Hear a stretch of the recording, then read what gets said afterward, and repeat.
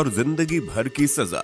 दोस्तों, क्या आपको पता है नूडल और चिप्स जैसी इन सारी पैकेट में बंद चीजों में सुअर की चर्बी को मिलाया जाता है? और क्या आपको पता है फैक्ट्री में काजू कैसे बनता है?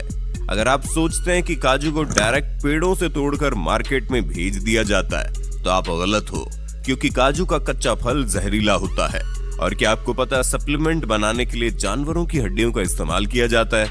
अगर नहीं पता तो टेंशन नहीं लेने का, क्योंकि आज के वीडियो में हम आपको दिखाएंगे डेली लाइफ में इस्तेमाल होने वाली चीजें फैक्ट्री में आखिर कैसे बनती हैं। तो दोस्तों, फैक्ट्री का सफर स्टार्ट करने से पहले वीडियो को एक छोटा सा लाइक करके चैनल को सब्सक्राइब कर लो, क्योंकि ये वीडियो हमने बड़ी मेहनत से बनाई है। तो चलिए शुरू करते हैं। अपनी कुर्सी की पेटी बांध लीजिए, मौसम बिगड़ने वाला है। किशमिश मेकिंग प्रोसेस। दोस्तों, किशमिश कितना फायदेमंद होता है ये तो आपको पता ही होगा, लेकिन क्या आपको पता है जो अंगूर हम बाजार से लाते हैं उनसे किशमिश नहीं बनते। अगर आप उन अंगूर से किशमिश बनाने की कोशिश करोगे तो अंगूर ऐसे ही खराब हो जाएंगे। दोस्तों, भारत में अर्कावती और सुल्ताना इन्हीं दो अंगूर की किस्मों से किशमिश बनाई जाती है।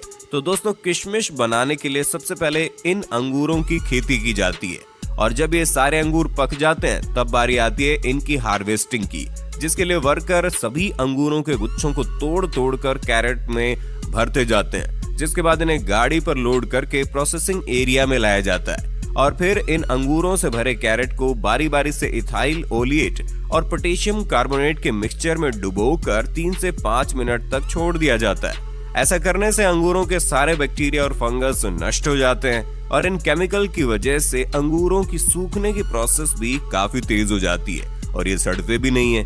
फिर इन अंगूरों को केमिकल में भिगाने के बाद इन्हें सुखाने के लिए एक जालियों का सेट बनाया जाता है, और इन जालियों पर अंगूरों को अच्छी तरह फैला दिया जाता है। अंगूरों पर डायरेक्ट धूप लगने से खराब हो जाते हैं, इसलिए इन जालियों के रूम को छायादार बनाया जाता है। और फिर इन अंगूरों को 10 दिन सुखाने के बाद ये सल्फर प्रोसेस के लिए रेडी हो जाते हैं, जिसके लिए इस जालीदार रूम को पूरी तरह से पैक कर दिया जाता है ताकि सल्फर का धुआं बाहर ना जा सके। उसके बाद रूम में थोड़ी थोड़ी दूरी पर गड्ढा करके उसमें भूसे को डालकर उस पर सल्फर पाउडर डाल दिया जाता है, और फिर सल्फर को जलाने के लिए उस पर जलता हुआ कोयला डाल देते हैं। ऐसा करने से रात भर सल्फर का धुआं अंगूरों पर लगता रहता है, जिसकी वजह से अंगूर तेजी से सिकुड़ने लगते हैं। और इसके बाद अगले दिन इस रूम को खोल दिया जाता है, और फिर अंगूरों को 4 से 5 दिन सूखने के लिए छोड़ दिया जाता है। और जब सभी अंगूर सूख कर पूरी तरह से किशमिश बन जाते हैं तो इन किशमिश को निकाल कर कैरेट में भर लिया जाता है। इसके बाद इनकी सफाई करने के लिए इन्हें प्रोसेसिंग फैक्ट्री में लाया जाता है। फैक्ट्री में लाने के बाद सबसे पहले किशमिश को क्लीनिंग मशीन में डाला जाता है, जहां ये किशमिश कन्वेयर बेल्ट की मदद से जब वाइब्रेटिंग मशीन तक पहुंचते हैं तो ये मशीन अपने आप वाइब्रेटिंग सिस्टम की मदद से किशमिश में मौजूद डंडियों और कचरों को अलग कर देती है। और फिर इन अलग हुए किशमिश को वाटर प्रोसेसिंग से गुजारा जाता है ताकि किशमिश पर लगे केमिकल और धूल वगैरह अच्छी तरह से साफ हो जाए। और क्लीनिंग पूरी तरह से कंप्लीट होने के बाद इन गीले गीले किशमिश को ड्रायर मशीन में सुखाया जाता है, और फिर किशमिश सूख जाने के बाद फाइनली इनकी पैकिंग करके इन्हें मार्केट में भेज दिया जाता है। Wine making process. दोस्तों, अब जब बात चली रही है अंगूरों की तो लगे हाथ ये भी देख लेते हैं कि इन्हीं अंगूरों से फैक्ट्री में वाइन आखिर बनती कैसे है। दोस्तों, ग्रेप वाइन के शौकीन लोग दुनिया के कोने कोने में मिल ही जाएंगे, लेकिन क्या आपको पता है जिस एक गिलास वाइन को पीने में आपको कुछ मिनट भी नहीं लगते, असल में उसे बनाने के लिए कितनी मेहनत की जाती है? दरअसल नई अंगूर की खेती के लिए अंगूर की सूखी बेलों का इस्तेमाल किया जाता है, जिसके लिए यहाँ बेस्ट क्वालिटी के अंगूर के पौधों को तैयार किया जाता है। सबसे पहले खेतों से सूखी बेलें इकट्ठी कर ली जाती हैं, उसके बाद उन्हें फैक्ट्री में लाया जाता है और एक ऐसी मशीन में डाला जाता है जिसमें बेल की टहनी के ऊपर से बेकार का झाड़ हटाकर उसे साफ सुथरा करके लंबी लंबी टहनियां बना ली जाती है। अब इन्हें इकट्ठा करके कारीगरों के पास भेज दिया जाता है। कारीगर इन टहनियों को एक सी लंबाई में काटकर इनके गट्ठर बना देते हैं। उसके बाद बारी आती है इनकी सफाई करने की, और इन पर से धूल मिट्टी और बैक्टीरिया को साफ करने के लिए इन्हें एक ऐसे लिक्विड में डाला जाता है जो इन्हें साफ करने के साथ साथ जर्म्स फ्री भी बना देता है। अब काम शुरू होता है कलम बनाने का, यानी कि ग्राफ्टिंग का, जिसके लिए जो सबसे अच्छी क्वालिटी की टहनियां होती हैं उन्हें गांठ वाले हिस्से की तरफ से छोटे छोटे टुकड़ों में काट कर उन्हें उसी घोल में डालकर उनकी भी सफाई कर ली जाती है। उसके बाद एक मशीन की मदद से जिन टहनियों के गट्ठर बनाए थे उन्हें छोटे गांठ वाले टुकड़ों के साथ जोड़कर उनकी ग्राफ्टिंग की जाती है, जिसके लिए खास मशीन का इस्तेमाल किया जाता है। इस मशीन के ऊपर छोटे टुकड़े को फंसाया जाता है और नीचे लंबे टुकड़ों को रखा जाता है, जिसके बाद ये मशीन उस छोटे टुकड़े को लंबे टुकड़ों में फिक्स कर देती है और अब कलम बनकर तैयार हो चुकी है। अब इनमें नमी को बनाए रखने के लिए इन्हें सबसे पहले मोम के घोल में डाला जाता है। उसके बाद इन्हें इकट्ठा करके एक बॉक्स में डालकर ऊपर से लकड़ी का बुरादा डाल दिया जाता है। उसके बाद इनकी तराई की जाती है और महज 15 से 20 दिनों बाद जब इनमें अंकुर फूट जाते हैं और इनकी जड़ें निकल जाती है तो इन्हें उस बॉक्स में से निकालकर खेतों में रोपाई के लिए भेज दिया जाता है, जहाँ पर इनकी बेहतरीन देखभाल की जाती है और एक उम्दा किस्म की वाइन के लिए अंगूरों की फसल तैयार की जाती है। जब ये फसल पूरी तरह से तैयार हो जाती है तो प्रोसेस शुरू होता है वाइन बनाने का। इसके लिए सबसे पहले पके हुए काले अंगूरों को बेलों से तोड़कर इकट्ठा किया जाता है, फिर उन्हें फैक्ट्री में लाकर अच्छे से पानी से धोकर क्रशिंग मशीन में डाल दिया जाता है, जहां से शुरू होता है वाइन बनना।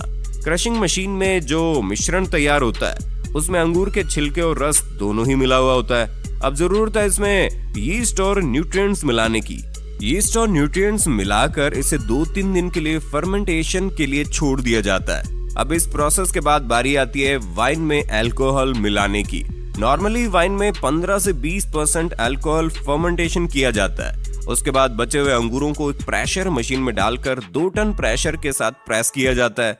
उसके बाद वाइन को छानकर एजिंग के प्रोसेस के लिए भेज देते हैं। वाइन एजिंग का प्रोसेस सालों में पूरा होता है, जिसके लिए तैयार वाइन को लकड़ी के बाइनरों में सालों तक स्टोर करते हैं। उसके बाद फाइनली वाइन रेडी हो जाती है और इन्हें पैकिंग करके मार्केट में भेजा जाता है। काजू मेकिंग प्रोसेस।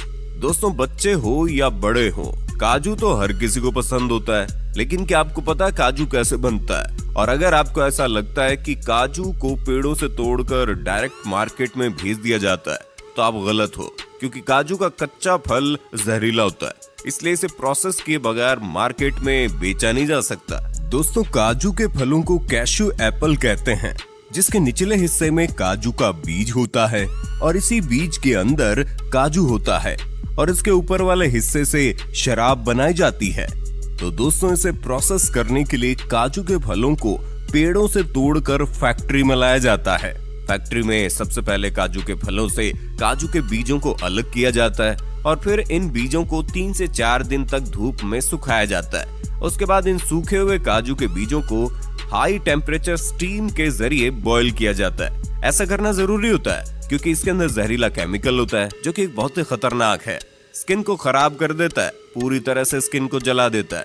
और फिर बॉईल करने के बाद काजू के ऊपरी कवर को निकाला जाता है, जिसके लिए मशीनों की मदद ली जाती है, क्योंकि काजू का ऊपरी कवर बहुत हार्ड होता है। उसके ऊपरी कवर को निकालने के बाद काजू के ऊपर एक पतला छिलका मौजूद होता है, जिसे निकालने से पहले इनकी रोस्टिंग की जाती है, क्योंकि कच्चे काजू को पकाना भी जरूरी होते हैं और ऐसा करने से इनमें मौजूद चिपचिपा लिक्विड भी उड़ जाता है। और फिर रोस्टिंग के बाद काजू का पतला छिलका भी निकाल दिया जाता है और फाइनली काजू की सफाई और छटाई करके इन्हें पैक कर दिया जाता है। साबुन मेकिंग प्रोसेस। दोस्तों, साबुन का इस्तेमाल तो हर कोई करता है, लेकिन किसी को ये नहीं पता होता कि आखिर फैक्ट्री में साबुन बनता कैसे है। देखिए दोस्तों, साबुन बनाने के लिए सबसे पहले एक बड़े से टैंक में कास्टिक सोडा के साथ एनिमल फैट को मिलाया जाता है और फिर इसमें पानी मिलाकर 15 से 20 मिनट तक उबाला जाता है। उसके बाद इस लिक्विड को छोटे छोटे छेदों के जरिए काफी प्रेशर के साथ कन्वेयर बेल्ट पर छोड़ा जाता है। इस प्रेशर की वजह से कन्वेयर बेल्ट पर जाते ही ये लिक्विड सख्त होने लगता है। उसके बाद इस मिक्सचर को 2 रोलर के बीच से गुजारा जाता है, जहां से मिक्सचर पतली पतली रिबन के शेप में बाहर निकलता है और अब इन पतले पतले रिबन को ग्राइंडर में डालकर छोटे छोटे टुकड़ों में काट लिया जाता है और फिर उसे दूसरे कंटेनर में डालकर कंपनी वाले अपने प्रोडक्ट के हिसाब से उसमें कलर और खुशबू के लिए फ्रेग्रेंस ऑयल मिलाते हैं। उसके बाद उसे अच्छी तरह मिक्स करके एक बड़े से सांचे में कंप्रेस किया जाता है, जिससे साबुन की लंबी लंबी बट्टी बाहर निकलने लगती है और फिर एक कटर मशीन इन साबुन की लंबी लंबी बट्टियों को छोटे छोटे हिस्सों में काट देती है। उसके बाद कंपनियां अपनी अपनी कंपनी के हिसाब से साबुन पर ब्रांडिंग करके उन्हें पैक कर देते हैं। Polyester cloth making. चलिए जानते हैं खराब प्लास्टिक से फैक्ट्री में कपड़ा आखिर बनता कैसे। देखिए दोस्तों, खराब प्लास्टिक से कपड़ा बनाने के लिए सबसे पहले दुनिया भर से बहुत सारा खराब प्लास्टिक का मटेरियल फैक्ट्री में मंगवाया जाता है। उसके बाद इन सारे खराब प्लास्टिक के मटेरियल को कन्वेयर बेल्ट पर डालकर बहुत ज्यादा खराब प्लास्टिक को अलग कर दिया जाता है और फिर इन खराब प्लास्टिक के मटेरियल को एक क्रशर मशीन में डालकर क्रश किया जाता है। इसके बाद इस बारीक प्लास्टिक को गरम पानी में डालकर उबाला जाता है और जब ये प्लास्टिक बिल्कुल साफ हो जाती है तो एक छलनी की मदद से इन ऑफ प्लास्टिक को छानकर बाहर निकाल लिया जाता है, जिसके बाद इन प्लास्टिक को एक रोटेटिंग मशीन में डालकर ड्राई कर लिया जाता है और फिर इस ड्राई प्लास्टिक के पाउडर को इस मशीन में डाला जाता है, जहां ये प्लास्टिक का पाउडर हाई टेम्परेचर से गुजरते हुए प्लास्टिक के लंबे थ्रेड की शेप में बाहर निकलता है। इसके बाद इसे हीट करके फाइबर बना लिया जाता है। ये फाइबर रुई के शेप में होता है, जिसके बाद इसे रुई से धागा बनाया जाता है और धागे से कपड़े कैसे बनते हैं ये तो आपको पता ही होगा। Supplement making process.